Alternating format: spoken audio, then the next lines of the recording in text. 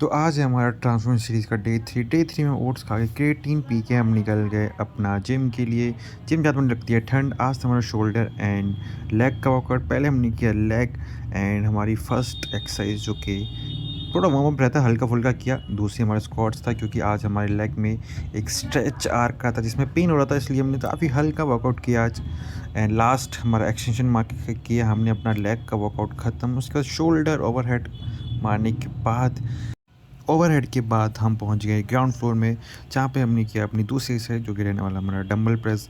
इन हर exercise का आपको 3 set लेने हैं। एंड देन उसके बाद हमने किया अपना साइड रेजेस जो कि शोल्डर के लिए सबसे बेस्ट होती है। देन उसके बाद हमने किया अपने एप्स। एप्स डेली करना चाहिए क्योंकि एप्स आएंगी तभी बॉडी दिखती है। घर आके किया आपने अपना लंच में 2 अंडे, थोड़ी बहुत रोटी सब्जी थी। एंड 10 के स्टेप करने के बाद रात को डिनर खा के हमने कर दिया अपना डे 3 ख़त्म।